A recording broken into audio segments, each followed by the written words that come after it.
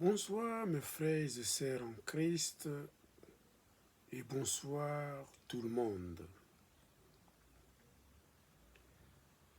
Je bénis Dieu et je bénis sa parole et je bénis également cette journée car la grâce de Dieu m'a été accordée par le souffle de vie.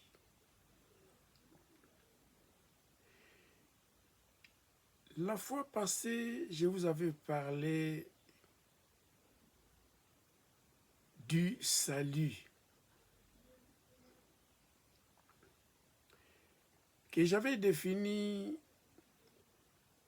comme une rédemption éternelle de l'homme pécheur, obtenue par la repentance et la foi en la perfection du sacrifice de Jésus-Christ à la croix.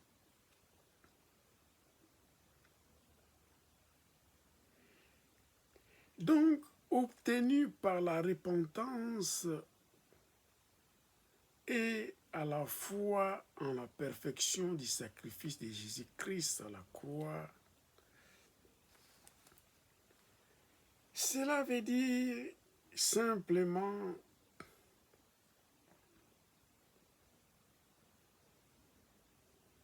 qu'il y a déjà eu un prix payé par quelqu'un qui est Jésus-Christ de Nazareth, mort sur la croix à Golgotha.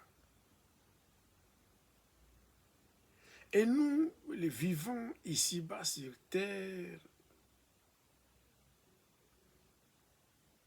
à travers le Saint-Esprit, nous sommes convaincus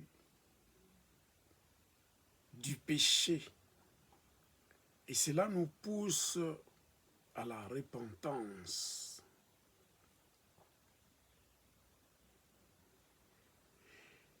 Et aujourd'hui, je vais vous parler du pardon. Car dès le commencement, Adam et Ève avaient péché. Et ce péché universel a introduit la mort sur la terre, la mort de l'être humain. Et les péchés étaient entrés dans le monde.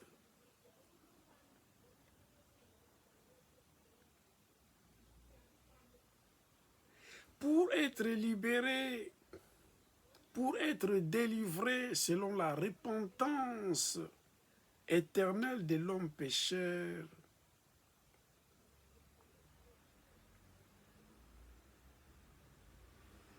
Christ avait payé un prix, avait payé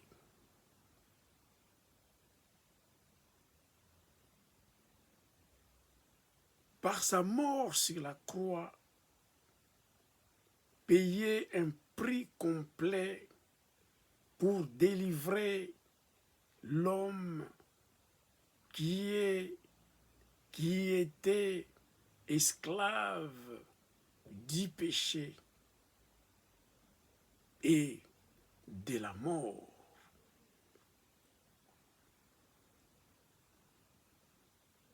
Voilà pourquoi par la mort de Christ,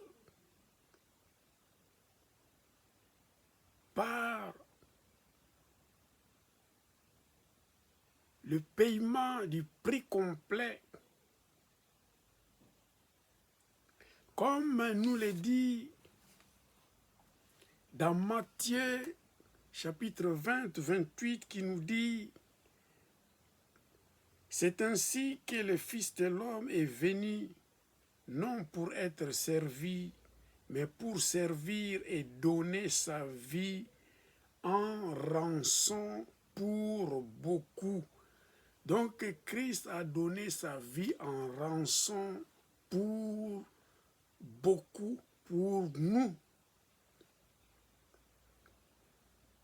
Et ce prix a été payé une fois pour toutes par sa mort sur la croix.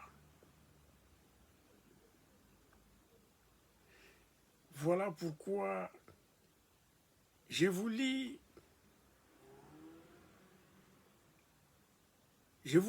plutôt les textes principaux que j'ai choisis pour vous dans Luc, l'évangile du Saint Luc, chapitre 19 du verset 1 jusqu'à 10, là où il y a cette combinaison de la repentance et du pardon accordé par Christ à Zachée.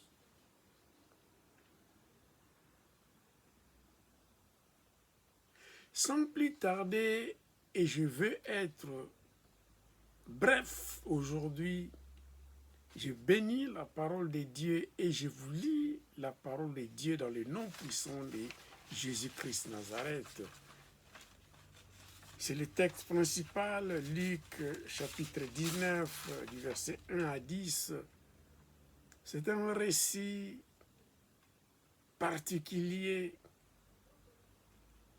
qui va bénir tout le monde. Alléluia. J'ai lu au nom de Jésus.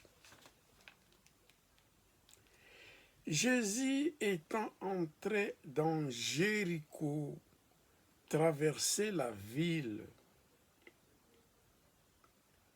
Et voici un homme riche appelé Zachée, chef des publicains, cherchait à voir qui était Jésus. Verset 3.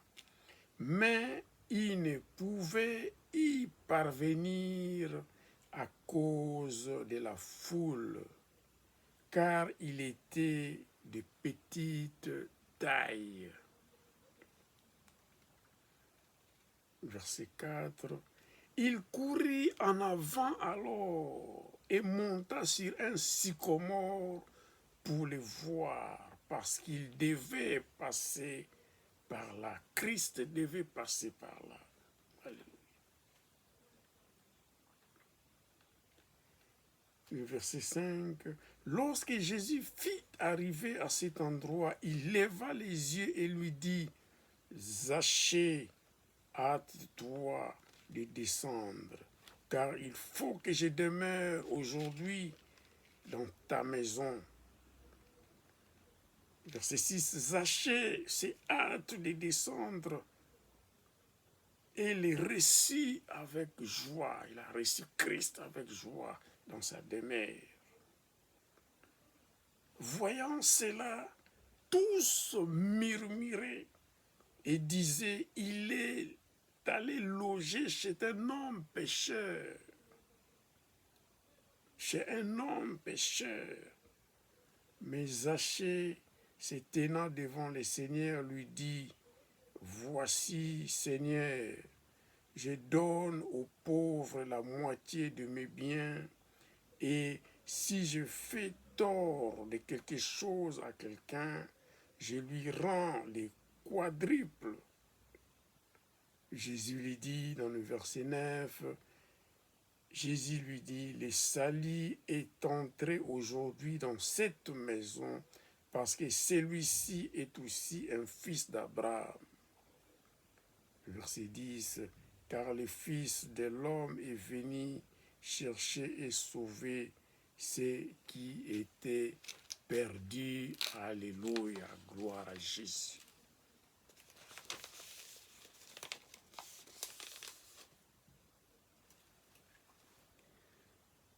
Ici, dans ces récits,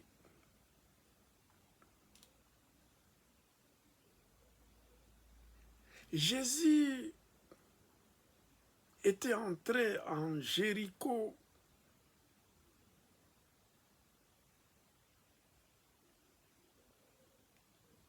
Mais dans cette ville vivait un homme riche, un publicain. Il percevait les impôts. Il était au service des Romains.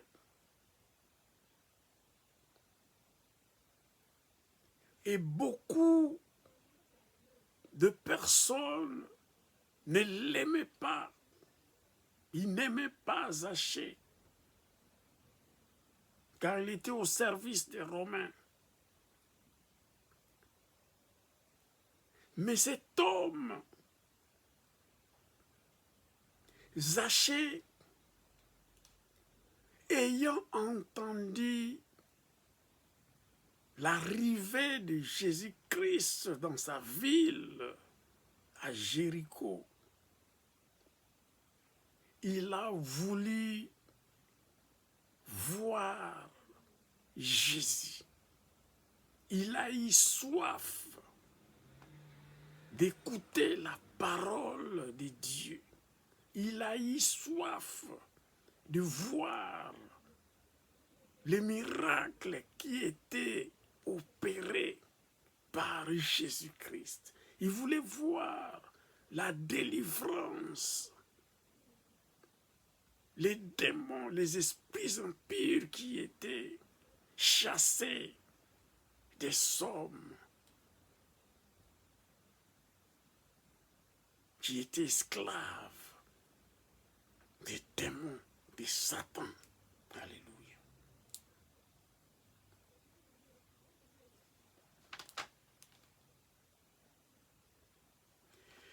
Mais la Bible déclare que cet homme ne pouvait pas, il avait deux défauts. Le premier défaut, ce n'était pas en lui, mais c'était la foule qui accompagnait, qui entourait Christ. Alors ça l'empêchait de voir Jésus-Christ en œuvre.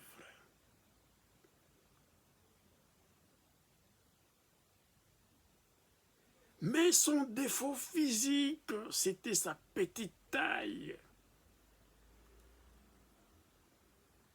Alors, il a choisi d'aller en avant. Et il était monté sur un arbre, un sycomore. Le verset 4, il courut en avant et monta sur un sycomore pour le voir, parce qu'il devait passer par là. Je me rappelle, quand j'étais un enfant, à l'époque du président Mobutu, nous étions des enfants.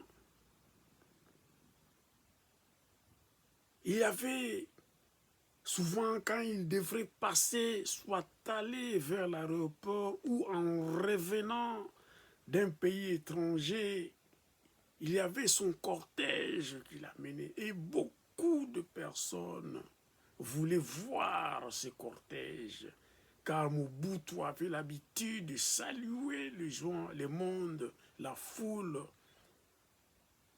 en soulevant son bâton. Et nous, comme nous étions des enfants, souvent, on montait également sur les arbres, car on était enfants, on n'avait pas cet orgueil.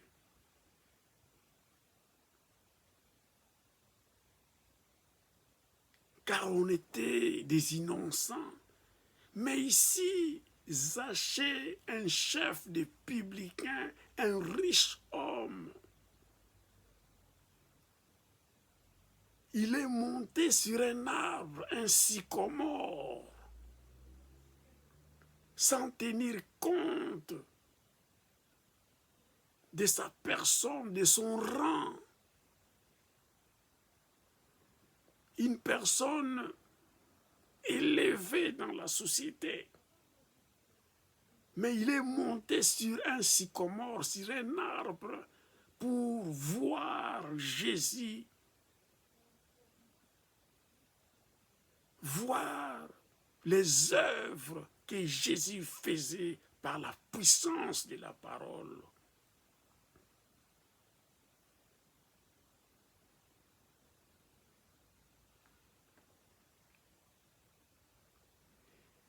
Mais quelque chose est arrivé, quelque chose de particulier qui a frappé tout le monde. C'est dans le verset 5 ici, la Bible dit, lorsque Jésus fut arrivé à cet endroit, il leva les yeux et lui dit, il voit Zachée sur les sycomores. Il lui dit, Zachée, hâte-toi de descendre, car il faut que je demeure aujourd'hui dans ta maison.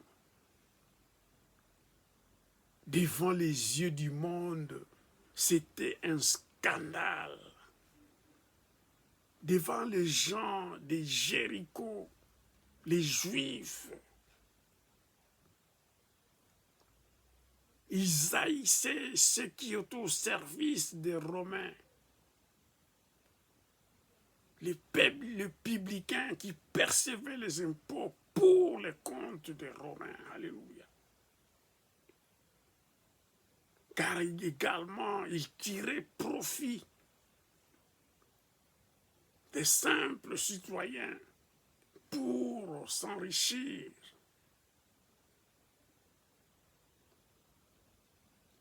Mais Jésus-Christ ici n'a pas regardé la foule. Qu'est-ce que les gens pensaient? Qu'est-ce que la loi? Souvent la loi, les pharisiens et les autres, les juifs, ne voulaient pas fréquenter ce genre de personnes car ils les considéraient, les types comme Zachée, un républicain, comme un traître pour leur peuple. Alléluia. Mais Jésus a levé les yeux, a vu Zachée, un chef de républicain, monté sur un arbre, un sycomore. Il a dit, Zachée, hâte-toi, précipite-toi de descendre, car il faut que je demeure aujourd'hui dans ta maison. Alléluia. Quel scandale pour les Juifs de Jéricho, pour le monde, la foule qui était à Jéricho en ce moment-là.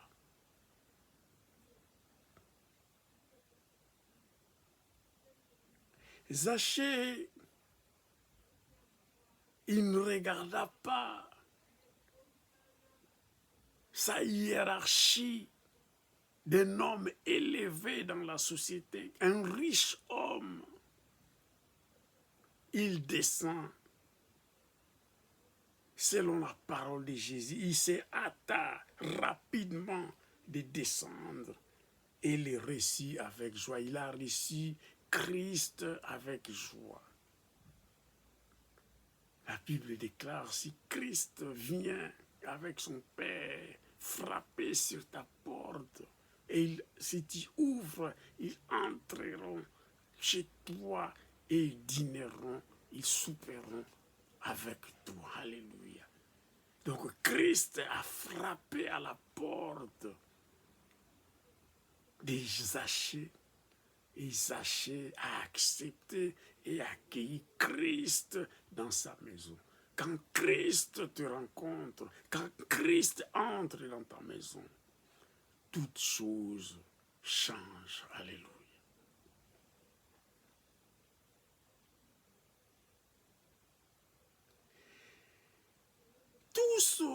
le verset 7, voyant cela, tous murmuraient et disaient, il est allé loger chez un homme pécheur. Car les gens, ils ne connaissent pas la voie du salut. Ils ne connaissent pas les pensées de Dieu. Les pensées de Dieu ne sont pas les pensées des hommes. Les yeux de Dieu ne sont pas comme les yeux des hommes. Notre Dieu voit des choses selon sa omnipotence, selon son amour. Car la Bible, quand il sonde le cœur et le rein, il a vu le cœur des Zachée. Il s'était humilié, un riche homme élevé, souverainement élevé dans la société, élevé en dignité devant les hommes. Mais il s'est humilié devant Christ pour voir seulement ce qu'il faisait pour l'œuvre de son Père qu'il avait envoyé ici-bas sur terre. Alors Zachée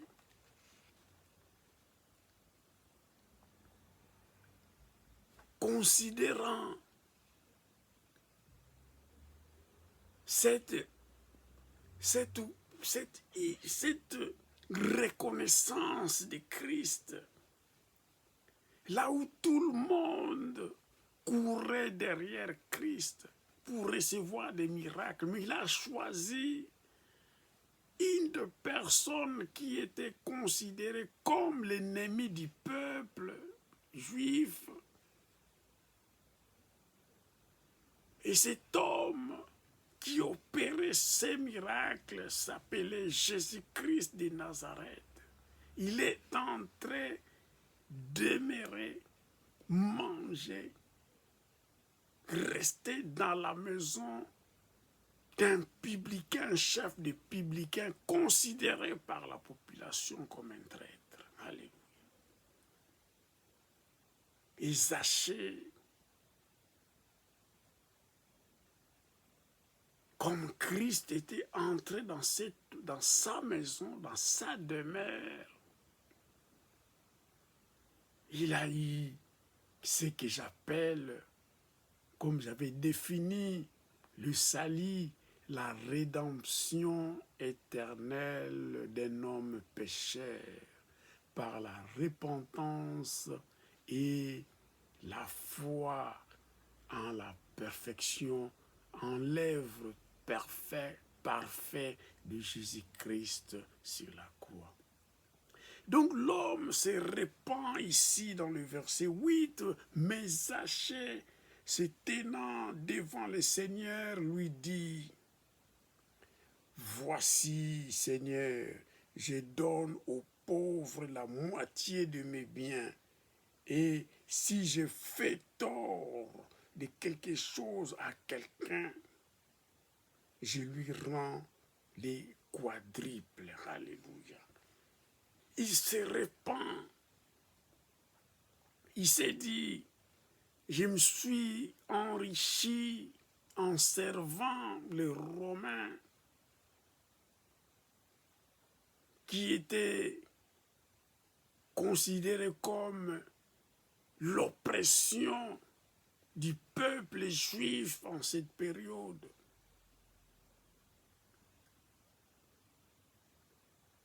Il dit, Seigneur,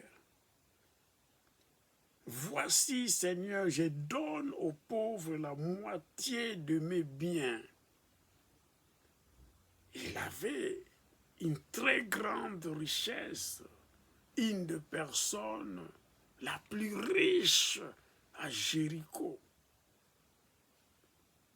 Je ne sais pas combien de temps il était publicain, combien de temps il travaillait comme percepteur des impôts. Mais toute cette richesse qu'il avait accumulée pendant tous ces temps, il dit, je donne la moitié de mes richesses aux pauvres. Et il dit encore,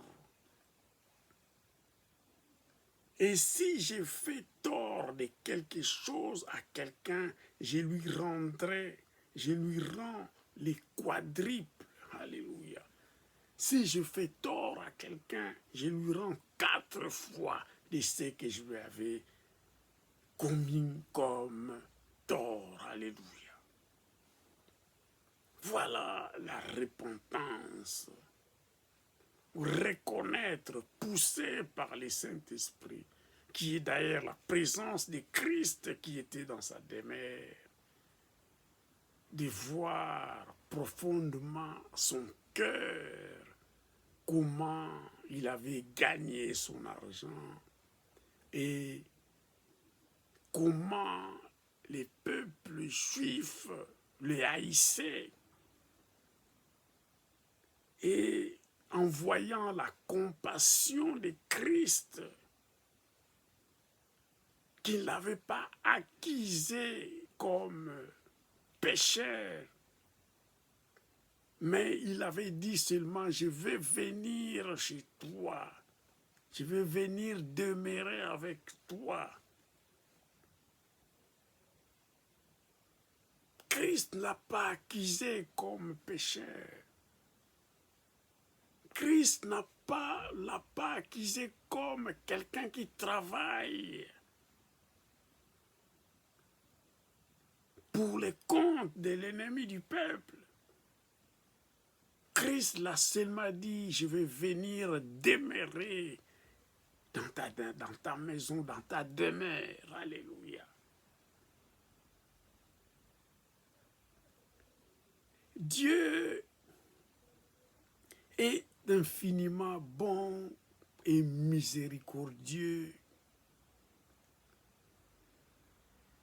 Il ne regarde pas la face de quelqu'un.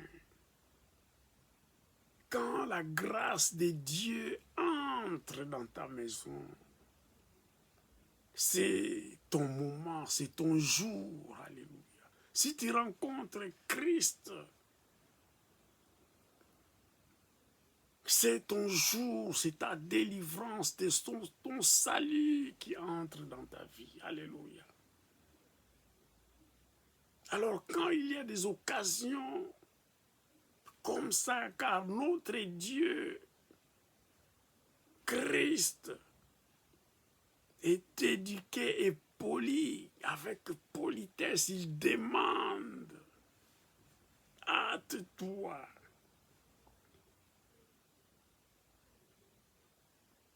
Descends, il faut que je demeure aujourd'hui dans ta maison. Il demande poliment. Et Zachée pouvait même dire non, je ne te reçois pas. Mais il s'est hâté lui également pour descendre de l'arbre et accueillir Christ dans sa demeure. Alléluia. Et cette humilité avec foi qu'avait Zachée